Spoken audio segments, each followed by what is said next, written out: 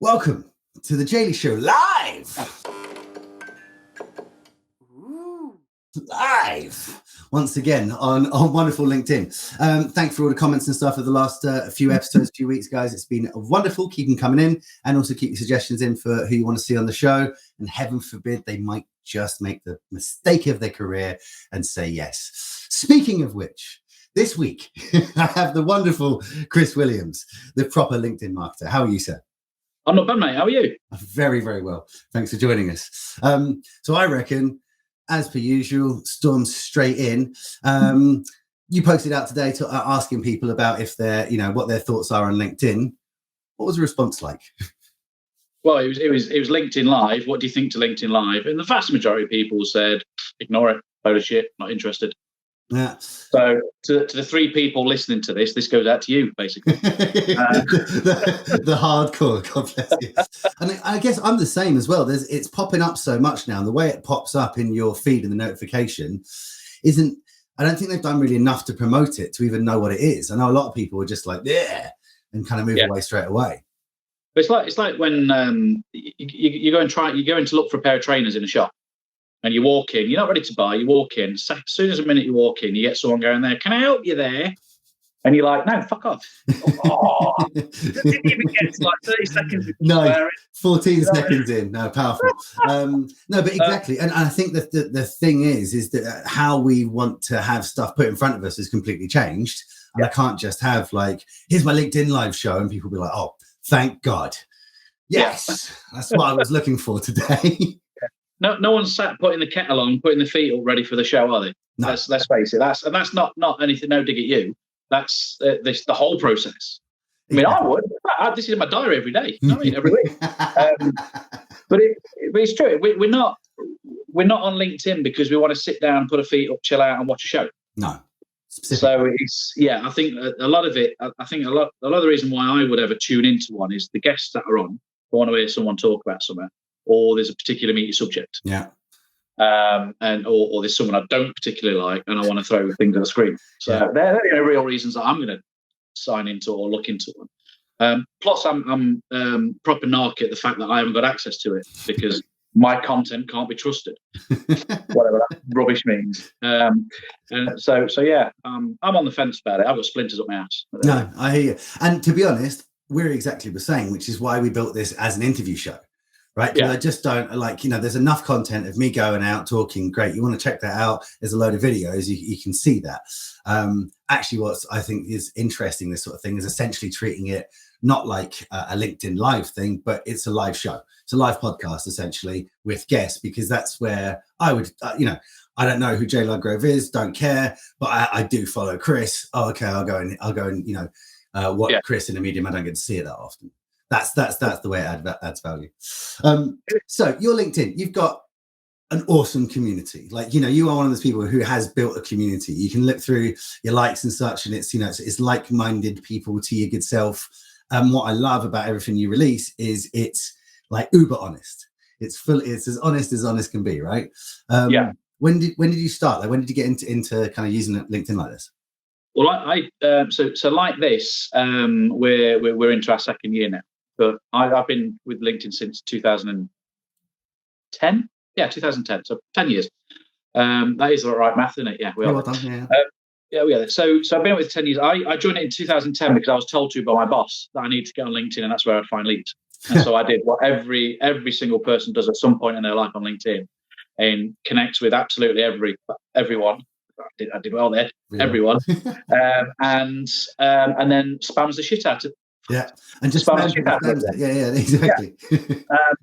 And it didn't work, and it didn't work for ages. And it was only when I went up through the ranks for the business I was working with at the time and got my own directorship that I had to start taking business development quite seriously, rather than it just me using it as a cursory excuse for pretending to work. Yeah, and it was when I started doing that back in 2015, right, that I actually realised there is. You know what? I can be connected to 400, 500 million at the time, whatever it was, people just with clicking a button. That's powerful. That is powerful. And it was that realization. Wasn't until about 3 years ago I wrote a post about asking for a pay rise. Really quite a nonchalant post. Me asking for pay rise, my director or my chairman at the time telling me, no, you don't deserve one. Me thinking I did, and I posted about it. Right. And 7.5 million views later, and 60 odd thousand likes, and all these comments coming in, death threats because I was some sort of prick who was trying to find some loophole to get more money out of the company, and then there was those people supporting me, and it all went absolutely tits up, absolutely manic. But in doing that, I actually got quite a lot of people reaching out to me saying, Chris, you're involved in building websites, you're involved in doing this, because I had a whole heap of things that the business I was working with at the time was doing. And I was basically being given money just like that from people I'd never spoke to before because they'd seen me publicly. It was like, oh, there's some here. Ding. So I set up a software business, Doddle, Get Doddle, which is what we run all of our software on with the proper LinkedIn marketing. And part and parcel of us trying to get some funding for Doddle, which we failed to get the funding because we got dollar signs rather than mental, and we went for too much. Plus the product was shit at the time. Right. We started creating a little bit more content on LinkedIn, and I started getting a bit of a following. We went up to like 2,000 followers, 3,000, 5,000, and it started to grow.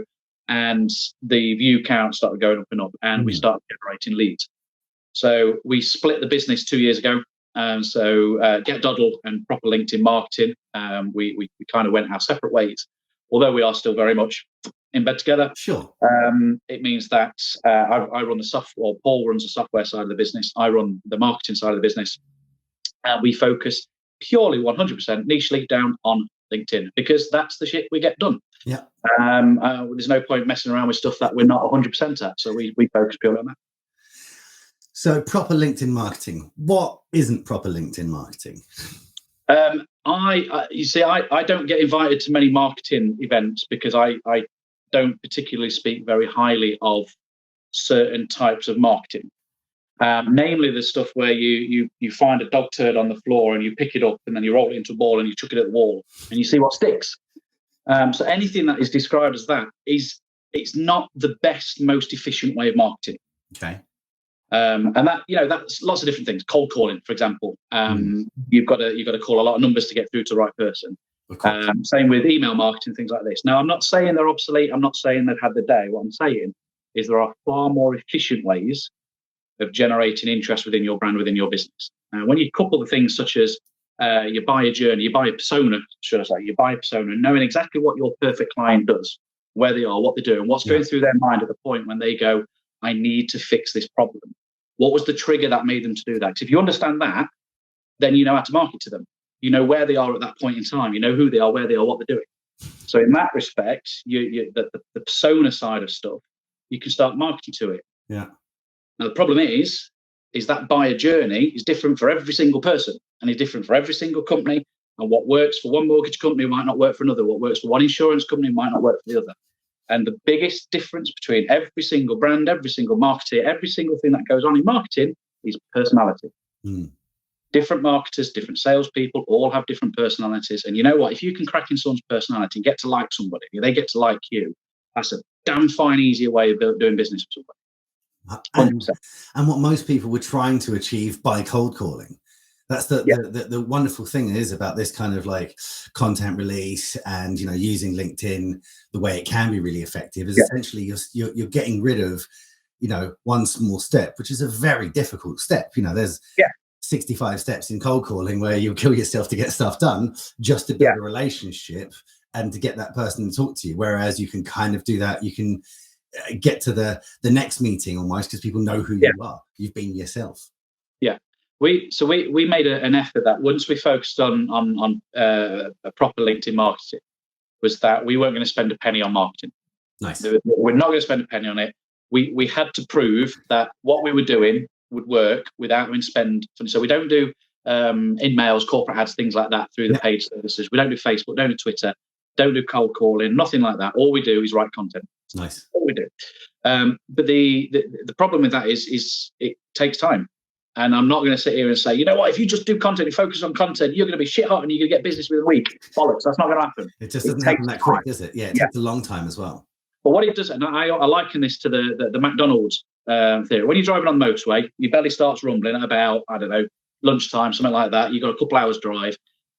Your belly's rumbling. You see the golden arches, want a Big Mac. I'm going in. Yeah. You've not made the decision you want a Big Mac there. That has been tapping into you for the past week, for the past month, the past day. The little adverts on TV, the bus shelters with a Big Mac on it. That on the radio going through every time, the breakfast adverts, the dinner time adverts.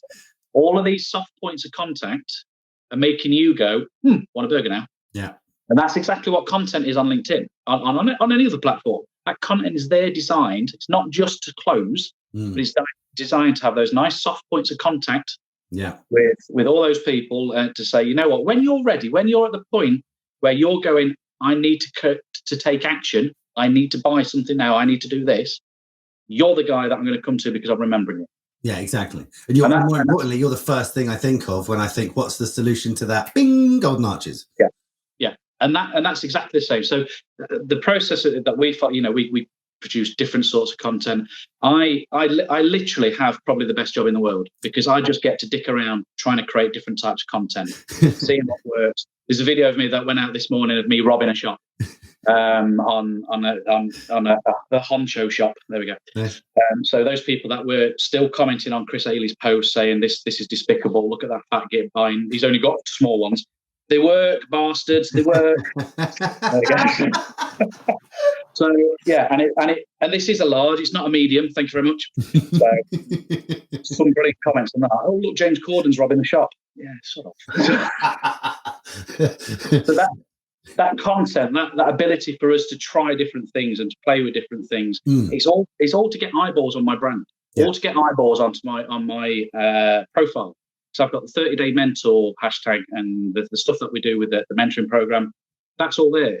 So the content I'm creating, it took us a while, but we're getting between sort of 15 to 25 hot leads a week, just through content. And they fall into we've got different silos of what those leads are. So we've got those for the 30-day mentoring. We've got those for our managed services. Sure. We've got those for our content writing. So all our activity is specifically designed to get eyeballs to the profile, and the profile converts. But I think it's really interesting, the fact that essentially all down to that post that you did, being really honest about, I do want a pay rise. This is bullshit. Yeah. This is why I want it. Is great because, it's when you are being your most honest and then has the reaction. It's a nice, easy step to be like, well, all of this content should be like that. It is me talking. It is me saying things. I think brands suffer from being for having the heads up their arses too much and worrying about brand identity and this isn't in our brand guidelines and all this sort of stuff. And then they give rules to their employees to say that you have to adhere by this social media policy, or you can't do this, or you can't do that, or you certainly have to write on your profile, these are my views, not my company's. All of that is just restricting creativity in your staff. Exactly. Your best assets as a business, your best assets are the guys that are sat face-to-face with customers. Now, they might not be facing face-to-face in the sales office, but they're sat face-to-face on Facebook, Twitter, Instagram, Snapchat, TikTok, and all these other things that I don't understand. But they're all there face-to-face. And it's that process of, you know what, guys, I'm going to trust you lot to come up with some content. Look, just be respectful. Don't do anything that's going to get you sacked. Yeah. But be creative. Go out there. Tell people about your day. Preferably don't tell us how shit we are, but be good about the things and that sort of stuff. If you empower your staff to do that, you don't have to write or employ a team of content writers to produce content, because you've got a fuck ton of people that are naturally creative at being themselves. Exactly. Under your wings already. And you're employing these people. You're employing these people to go and speak to people. So you trust these people to hold themselves in a standard that blah, blah, blah. LinkedIn's a great place as well. For us, we've always said, your LinkedIn profile, can we, if there's content to share, we have a say in that. So we'll send out a social share and be like, hey, here's everything that's done. If you can share it on LinkedIn. I don't want you to share it on Facebook or Instagram. That's your place. We're not getting involved in that at all. But as LinkedIn is there, and also, I sit on LinkedIn all the time because I'm a businessman. When I was in bands, I was not sat on LinkedIn all the time. I just wasn't, right? So, you not trusting your staff and your employees and the people that you're paying to literally, be the voice of your company, but then restricting them on that when it comes to social makes no sense. It's just like a misunderstanding of A, what the power of social has, but B, the whole point. Just the whole point. You are. You're absolutely spot on. It's the misunderstanding or lack of understanding of the power of social. And we all hear of the bad things. When, I don't know, Jimmy Darko decides to send his dick pic to somebody on LinkedIn and suddenly gets out. There's a dark side to it. And let's face it, if Jimmy Darko decides to flash his knobber to somebody, he's probably not a good representative of your business anyway, is he? And chances are, with or without LinkedIn, he's still going to be flashing people. Jimmy's that kind of guy, exactly, right? I think what's important with that is how you react when things go bad is important. Aldi customer services on Twitter and Sainsbury's, fucking brilliant, absolutely brilliant how they deal with it. It's obviously a lot of it's satire, but a lot of it is designed to make people laugh and be jovial of some of the really ridiculous complaints that they get. Yeah. You know what? I'm not suggesting that you belittle people when they have a valid complaint about what your services are. Of course not. But certainly having something in there that allows the brand to show a bit of personality. That's what people want their brands to be in front of people. Yeah. Treat them like people and treat them like personalities then, because that's what gets in front of people. That's it. It's the social bit. And it's the social part, like be social. I want to be part of a community that interacts with me. And if that interaction is, thank you very much for your response, Mr. Ludgrove, we'll get back to you in due time. I'm not going to like that next post. Like, okay, cool. I'll wait for that. And I better get my free voucher. But if that message comes back and says, another complaint, Mr. Ludgrove, seems like we're really dropping the ball here. What do you think next time? I might be more inclined to be, I might be a troll. So, and I think the problem is brands are so scared of trolls. They're so scared of having a post that ends up on the news because everyone was out there just pulling to pieces. When actually all that means is that then the news will be talking about my brand. And in 3 weeks' time, I might still be talking about like, oh, that really went bad. I'm still talking about the brand. So when I do get hungry, and it's KFC who have done another phenomenal response, that's the place that comes into mind first and foremost, which is the whole point. Yeah. The advert, just a slight tangent with that, with the advert with KFC at the moment, what the cluck? my son doesn't say cluck when he says that. Bless him. So says thanks KFC. I mean, it's not stopped me going, don't get me wrong, because I find that quite funny. And they did a brilliant, I loved when they did a full page spread in all of the national newspapers where they had American Fried Chicken, AFC, Boston Fried Chicken, and they had ABCD all the way to Z, and which a big post saying thanks guys. Come on, that's whereas most brands are afraid of, they're busy out there putting law cases against people who have stolen their name. KFC are using it, where I'm like, wow. And you know what? AFC isn't as good as KFC. I love those guys. It brings it up. Like, it's such a smart way of getting involved, but it involves that social and it builds a community, and that's what you want. You want people, because then you've got a bunch of champions out there just waxing lyrical about your brand for you. Did you see that post? Did you see that post? Did you see that post? And that's the difference between understanding your audience and thinking you know your audience. Yeah. Take Nike, for example. They took a massive gamble. Well, it wasn't a massive gamble, but it looked like a massive gamble when they backed Colin, can't think of his surname, the American footballer who took a knee on the national anthem. Cabinet, that was it. So they took a gamble. You know what? We're going to support this guy. We're an American brand. It's going to cause divisions. Yeah. Now they didn't take a gamble on supporting them because they thought it would be the moralistic thing to do. They took it because they knew who bought their product. And you know what? Are we going to piss off a few of angry white folk? Just a few 5% angry white folk who are probably going to come to the shop and buy our trainers and burn them any day, which they did. To support something which we do physically feel is ethically right to do, and it fits within our brand and our brand identity. Yeah. And you know what? It's our biggest demographic as well. They did that. Their shares went boom straight up. Flip side to that is Gillette.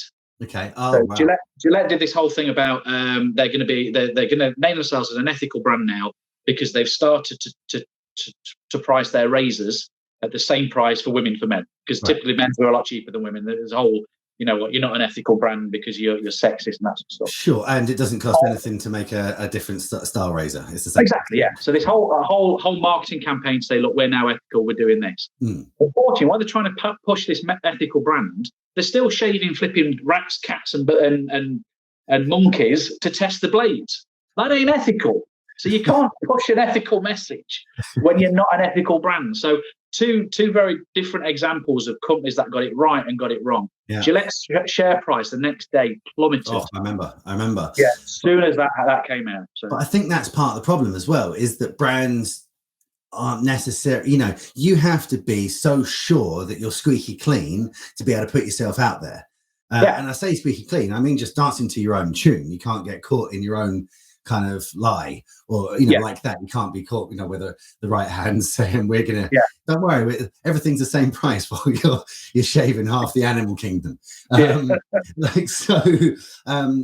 And I think that's the worry. But if that is the case, there's actually a bigger problem than using marketing correctly. There's a problem in your business. There's a problem that needs to be fixed well before you start marketing yourselves, which is probably why KFC can go out there and do what they do, because they've got a process. I mean, it's just chicken. It's just fine chicken. But the best. Exactly. Well, look, just on that point, look exactly what happened when they ran out of chicken in the UK. How much advertisement pandemonium happened? How much advertisement money they spent on newspapers taking the piss out of themselves, basically, wasn't it? That's all it was. It was, look, we're a chicken shop. We can't sell chicken. Did it have an impact on the share price? It probably had a blip for a very, very short period of time. But you know what? The second all the deliveries were back in, the social was going back on. Nothing wrong. It was a blip in the road that was handled really, really well, because they know their demographic, they know their audience, and they know how to boss social. Simple as that. They really do. So you're in a lot of businesses, and I imagine that you're having to educate the market to a degree a lot of time and explain this to people and get businesses and brands to kind of sign on to the concept. How are you approaching it with them? How are you getting them to get the fact that you're thinking of this like it's 1995, Well, the simple thing is I tell people where they are now and tell people where they can get to. That's simple, and that's not me blowing smoke up their arse or showing them fucking unicorns jumping in a field. It's about being real with what we're doing. So it's, for example, I will show anyone the stats that we've got on our profile views, on our content views. We're hitting about between 1.5 and 2 million views every single month for the past 2 years. Wow. I've got an article I'm writing at the moment, and with all of our posts, I think we're on to about 55 million views in the past 2 years. Wow. In terms of content that we've produced. And we haven't had to pay a penny. I've got someone doing some research to how much that would cost in impressions on Facebook. Nice. So that we show our stats is the first thing, and we practice what I preach. So if anyone goes onto my profile and goes, well, what's he on about? They see the engagement. They see all the articles that we got in there. They see the recommendations, and that for me is important. Because at no point do I ever want to be accused of practicing something I ain't preaching something I ain't practicing. Yeah. Because the minute that happens, in my mind, I'm not credible. Absolutely. And that's what my business relies on, is being credible. That's and also being able to eat your own dog food and be like, this is us. Look here. Look. This is us. This is our profile. This is what we get from releasing exactly the type of content I'm going to release for you. What kind of pushbacks do you get from people? It depends on the service. We don't tend to get any pushbacks on the 30-day mentoring, because the process, and we've got a very, very slick process at the moment. So we've just had Jack Brainbridge, LinkedIn banner boy, do our banner on my profile. So he's done the 30-day mentoring. So best in the business. Best in the business. Charisma of a leaf. I love the man. So. Now, what we've got is, so the 30-day mentoring, it's 30 days where I basically make sure that you get your head out of your arse and focus on what's important with LinkedIn. Right. And I can tell people exactly what it is now, but they still won't do it. One is post consistently, do something every day, engage consistently, do something every day, and make sure you add value. Now, that add value thing's a bit of Americanism, sort of happy clappy shit. And it's been so overused, hasn't it? So what do you mean by value then? Yeah. Adding value is whenever you comment on someone's post, don't just put a fucking emoji, go, you know what? Yeah, that don't mean nothing. That's no value. Continue the conversation. Yeah. So if you can get, if I say, you know what, right, you need to comment on 10 people's posts, and this is one of our tasks that are in the 30-day mentoring, is you comment on 10 or 15 people's posts and you keep the conversation going as long as you can. So rather than just going, this is great, ask a question back to the OP. Yeah. Get the conversation going. Because that does two things. Handy tip for anyone who's looking to do anything now. Just two things. First thing, it tells LinkedIn, this is your person, this is the person I want to see content in the future. Okay. You're sending social signals, you're being relevant. And there's a big relevancy part of the algorithm. The second thing, it's making sure that because you've commented more and you're featured as the top comment on that piece of post, everyone that sees that post from then on sees your comment. So you're doing two things. You're getting eyeballs on your stuff and eyeballs on their content, and vice versa. So if their post is going really well, you're getting the benefit from it. And also putting that like historical archive of every time anyone's going to view any of those posts that you've commented on, that's you. Yeah, and that's it. And your face starts appearing everywhere. On the negative side effect, my personal negative side effect of being on LinkedIn all the time is you get fucking recognised everywhere that you go, which is frustrating as hell. It's fun. I love it when I'm with my daughter because she fucking hates it. She really hates the fact that her dad gets recognised in Morrison's and things like that, which is, it's a laugh. But one thing it does do is it opens doors. Because the minute I walk into a new office, something like that, there's always someone in there that'll go, well, I've seen your LinkedIn, you're really good. Yeah. And that it sounds really egotistical, but that fucking helps a lot when you're trying to close something. Yeah. If they've got members of staff that go, and typically it's not normally the buyer that's getting in contact with me, it's normally one of the staff. So if I'm going to go and deliver a training course to 500 people or something about the use of LinkedIn within a business, chances are the person that's got me in is someone in the staff that's seen me rather than the person that's buying. So it's come from the staff rather than somebody doing a Google search. And that's the real magic of it, is essentially what you're doing is you're putting yourself, as I was saying beforehand, putting yourself in the back of people's heads for when they need that, oh man, we're just not doing well on LinkedIn. I know this guy does like I don't know, it's like proper LinkedIn. I don't know what's so proper about it, but it's proper. And that's all you need, right? Is for that then to have the conversation, and then for people to look at the results. What I love about it is it's doing what not enough brands and businesses do, is be like, look how good we are at our thing. Like we do our thing, we do our thing ourselves. We do it really, really well, and look how great it is. And for that reason, like if it's good enough for us, we're willing to give it to you too. And that's a powerful place to sit, as opposed to, we do things really good for you, please come buy it. Exactly. The testimony to us, so we created the 30-day mentor program on the back of a couple of things that were starting to narc me a little bit about all the misinformation that goes out there. And one of the key things was somebody came to me and said, we've just had a quote from another coach. I hate that term. Me too. but they're going to do us a package that lasts for 6 months, and we'll start getting traction after month 3/4. And I was like, well, that's fair. And I looked at the price and I was like, fuck, I'm undercharging. Does it really take that long to get traction? So we tested it in November last year. A brand spanking new account. It's got no followers on it whatsoever. Okay. And I saw how long it would take to go from 0 to past the 500 mark, and to get a decent level of engagement for that sort of thing. Is that on a personal profile or a company profile? Personal profile, yeah. Company pages are shit. Company pages literally are like flogging a dead horse. You can get some traction with company pages, and there's a guy that we use for those specifically, because that's not my speciality. Sure, but this is a personal profile from page. 0 to over 500. 0 to 500. We got there within about 3.5 weeks of the 500. We ended up having 2 inquiries for their services, and they're financial services, so it's one of the hardest subjects. Yeah, sure. It was really hard saying, sorry, we're not real. We didn't. We just said thank you, but we can't take new business on at the moment. But that got us to a point where we knew that, I can do this in 30 days. I can get people to a point where they're getting traction. Doesn't necessarily mean it's going to. It's like we may have lost Chris for a certain moment. On it, and more importantly, they know what to do and how often to do it. So rather than spending 4 hours a day on LinkedIn bashing your keyboard like some sort of moron, you're actually doing something strategically and through a process. And putting the process in, because otherwise you will spend your life just connecting with those people like you did for the first 5 years of it, where you're just like managing director, sure, purchasing manager, sure. It's like, oh, I think I need to talk to HR directors, search HR directors. And look, there's thousands of them. 90% of them aren't active. Great. Yeah. Tick, tick, tick, tick, tick. So, so that whole the 30-day mentor thing is specifically designed to get people from 1 to 2. That's what it is. There's no promises. Yeah. But the testimonials we're getting on it at the moment are brilliant. So that's one funnel we've got. We've got the mentoring as well, where we do one-to-one mentoring with, and it tends to be solopreneurs, entrepreneurs, really?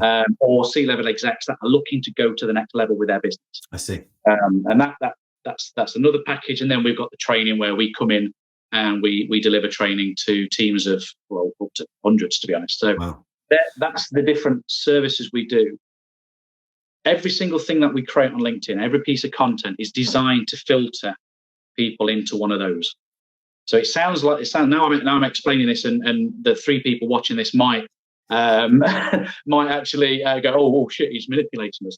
That's kind of what this whole process is. Yeah. I'm not providing content on LinkedIn because I want to be in your feed because you know what, I love you. No, that's bollocks. I'm doing it because I want you to pay me. Yes. That's the truth of it. And there's nothing fucking wrong with telling people that's why you're on it. Absolutely not. In fact, again, it's honest, and it then makes me relate to it. What I love though is the fact that for free, what can you do for free? Because it's so easy. Phones are amazing. Like I'm sure a couple of years ago, you were looking at buying a better webcam or a better thing or what's it. Whereas now, those iPhones 11s are crazy. And I'm sure the iPhone 12 is going to be even better. Or, you know, whatever phone you're grabbing, it's production quality, right? Yeah.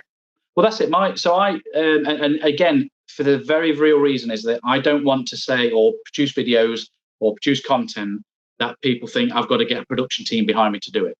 So all of my videos are very, very low quality. There's no two ways about it. You look at them and you think, well, he's just done in his bedroom. That's probably because I have. But you know what? The only purchase that I've made ever for any of my production is this, and it's a gimbal. Nice. And that's it. And it cost me about 100 quid. Nice. And you know what? I had an Amazon gift voucher when I complained to Amazon. So which one did you get? Because that's really valuable. Which that is the Hoheim. Ah, of course. Yeah, that I think you have to like spit when you do it. Hoheim. But there are so many, and the only reason I've got that is because I've got short, fat arms, so I just need a little bit of an extra reach, and that's the only reason I use it for. But I don't use any post-production tools. I use my Google Pixel 3 for the shooting. Perfect. And I've got an app, which is, I can't even remember what the name of it is now. I'll put it when we release this. Nice. But it's an app, and it cost me like 3 quid, and that does my my image editing. Yeah, nice, amazing. So it's all every video is done on my phone. I don't even put it on my computer. All my content's written. In fact, I use my phone more than I use my computer for everything. For the sole reason is I want to be able to tell people, if I can do it on my phone, why can't you? There's no excuse. Absolutely no excuse. Exactly. And more importantly, that is truly scalable. It's so scalable because pretty sure if you're a big business or a small business or a medium business, you've probably paid for people to have phones out there. One little thing I need you guys to do is point it at yourselves occasionally and talk like you do to clients, and not like you're at a spelling bee. I am Jay and I am from GLPro, and we will be selling you digital. No one cares. Talk to me about the problem. Talk to me about why. And the thing is that I never understand is like salespeople, the people doing the work, right? So salespeople, account managers who are working on whatever you do, if it's insurance or whatever, they're the ones who are on the front line and they're hearing all the actual problems, like the real problems articulated the way that your customers do. Such an easy way of learning, like you were saying, learning about your customer and how they want to interact, because they tell you all the time. So an easy thing to say, I had someone call and they had this problem with their insurance policy. Unfortunately, they were in trouble because they didn't do blah, blah, blah, blah, blah at the beginning. What a powerful video. Thank you, Mr. Insurance Guy. I'll make sure I don't do that next time.